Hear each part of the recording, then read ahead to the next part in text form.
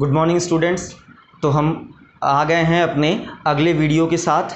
ठीक है, पिछले वीडियो में हमने गॉस के लॉ का अगला अनुप्रयोग मतलब एक अगला एप्लीकेशन पढ़ लिया था और हम एक अब नए एप्लीकेशन की तरफ बढ़ रहे हैं।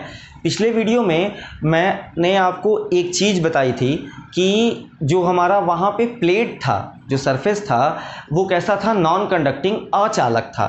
ठीक है, अब हम यहाँ पे थोड़ा सा अंतर करेंगे। जो हमारा प्लेट होगा वो क्या होगा, कंडक्टिंग होगा, चालक प्लेट होगा। ठीक है, अब यहाँ देखिए, वहाँ हमारा क्या था, अचालक प्लेट था, यहाँ क्या होगा, चालक प्लेट होगा। एक बार मैं पूरी हेडिंग पढ़ देता हूँ ताकि आपको आसानी से समझ में आए। ठीक है, क्या कह रहा है कि अनंत विस्तार के समतल आवेशित चालक प्लेट के कारण विद्युत क्षेत्र की तीव्रता, यहाँ देखिए शॉर्ट में लिखा है electric field intensity due to infinitely charged conducting plate. ठीक है, अच्छा अब इन दोनों में डिफरेंस क्या आएगा।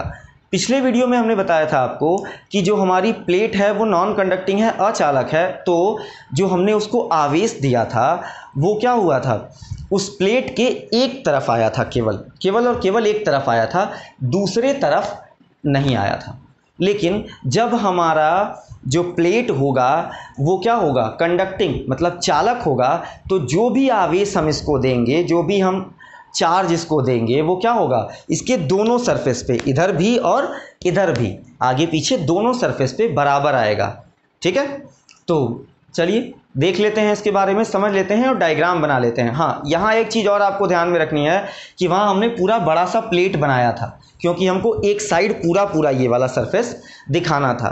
ठीक है, अगर देखिए मान लीजिए हम इस प्लेट को, मान लिया ये प्लेट है, अगर ऐसे देखते हैं तो इसका सामने का पूरा सरफेस दिखेगा, लेकिन अगर इसको ऐसे देखें तो क्या होगा, ये एक लाइन की तरह से नहीं दिख रहा है, ऐसा लग रहा है कि ये केवल एक लाइन है।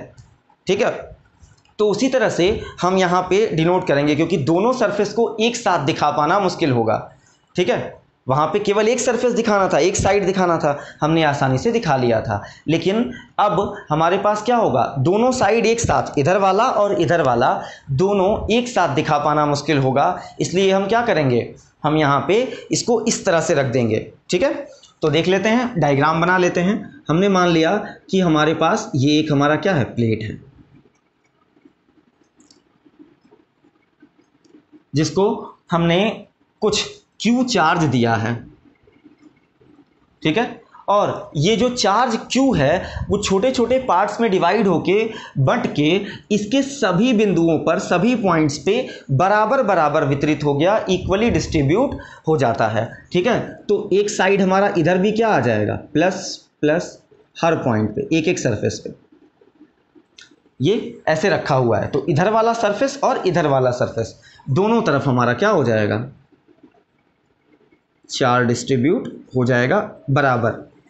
ठीक है, अब हम इसके किसी भी एक साइड क्या करेंगे, इलेक्ट्रिक फील्ड, विद्युत क्षेत्र की गणना करेंगे, उसका कैलकुलेशन करेंगे। तो किधर भी मान लीजिए, आप इधर मान लीजिए या इधर मान लीजिए, उससे कोई फर्क नहीं पड़ता। ठीक है, अच्छा हमने मान लिया कि यहाँ पर कोई एक पॉइंट है P, जिस पॉइंट पर हमको क्या करना है, इलेक्ट्रिक फील्ड इंटेंसिटी निकालनी है, विद्युत क्षेत्र की तीव्रता निकालनी है। अब देखिए, मैंने पिछले वीडियो में भी आपसे बोला था कि जो लास्ट में फॉर्मूला आया है उसको दिमाग में रखिएगा क्योंकि उस अगले एप्लीकेशन में, अगले अनुप्रयोग में हम उसका यूज करेंगे।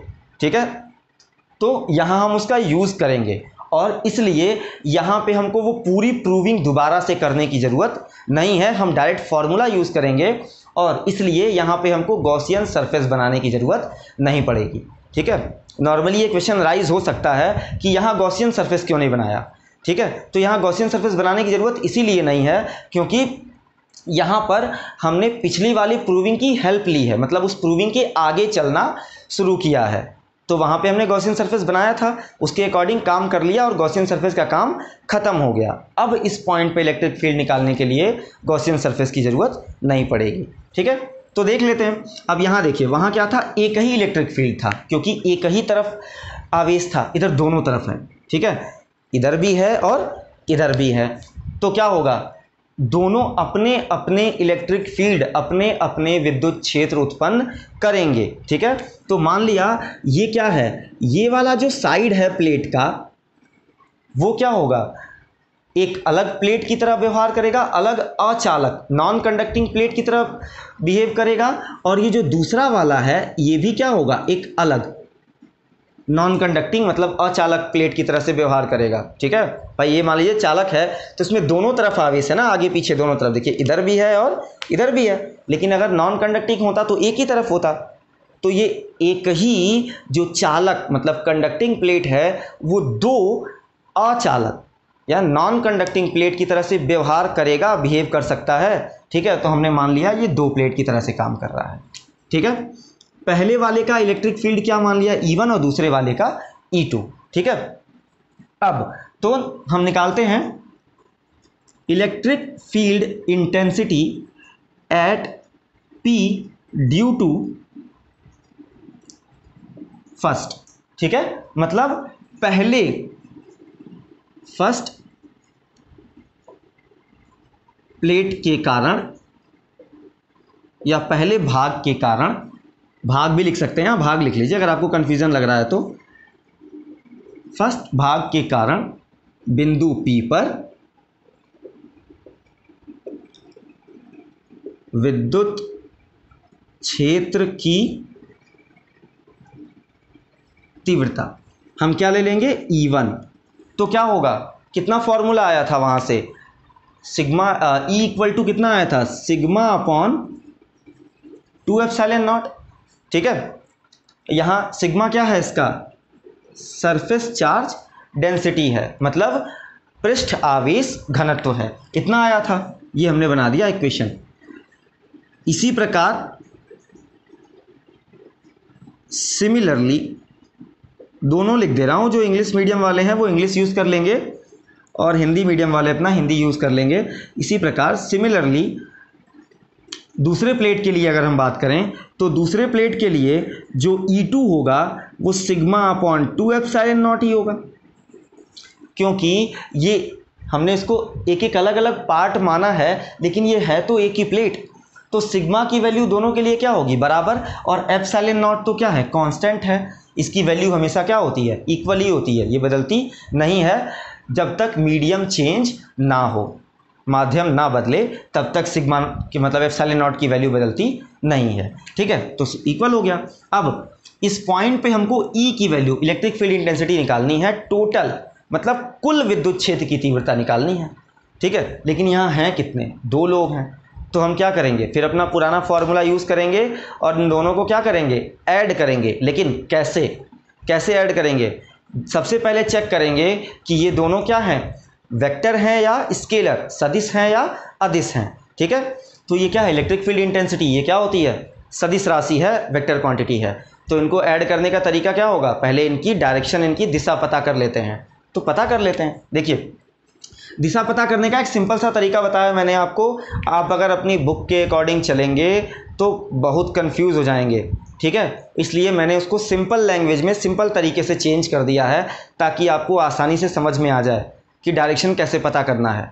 ठीक है, तो यहाँ पर क्या है कि हम क्या करते हैं, टेस्ट चार्ज रख देते हैं एक, और टेस्ट चार्ज हमेशा मतलब परीक्षण आवेश रख देते हैं, और परीक्षण आवेश हमेशा कैसा होता है, धनात्मक, पॉजिटिव होता है, रख दिया। अब देख लेते हैं फोर्स, बल देख लेते हैं। तो इस ये भी प्लस और ये भी प्लस, पहला वाला प्लेट प्लस है दोनों, तो इनके बीच में बल, फोर्स कैसा लगेगा, रिपल्सन, प्रतिकर्षण, मतलब ये इसको धक्का देगा। ठीक है, तो क्या होगा, जो फोर्स लगेगा E1 की डायरेक्शन कैसी होगी, E1 की जो डायरेक्शन होगी वो क्या होगी, बाहर की तरफ होगी। ठीक है, अच्छा अब दूसरे के लिए देख लेते हैं। दूसरा प्लेट भी पॉजिटिव है और ये भी क्या है, पॉजिटिव, मतलब दोनों धनात्मक हैं। यहाँ भी प्रतिकर्षण बल लगेगा, मतलब रिपल्सन फोर्स लगेगा। तो E2 जो होगा, E2 की डायरेक्शन भी क्या होगी, धक्का देने की दिशा में। ठीक है, अब देखिए E1 और E2 दोनों एक ही डायरेक्शन में जा रहे हैं, एक ही दिशा में जा रहे हैं। तो जो E होगा वो क्या होगा, E मतलब इन दोनों का परिणामी रिजल्टेंट जो होगा वो क्या होगा, इन दोनों का सम होगा, योग होगा। तो E बराबर E1 प्लस E2। तो यहाँ पे total electric field intensity, Hindi में कहें तो कुल विद्युत क्षेत्र की तीव्रता की बात अगर हम करते हैं वो E बराबर क्या हो जाएगा, E1 प्लस E2। तो E इक्वल टू E1 की value sigma upon 2 epsilon not plus sigma upon 2 epsilon not. यहाँ सॉल्व कर देते हैं। अब देखिए ये दोनों बिल्कुल सेम हैं, तो दोनों को ऐड करके हम क्या लिख सकते हैं, E equal to 2 sigma upon 2 epsilon not लिख सकते हैं।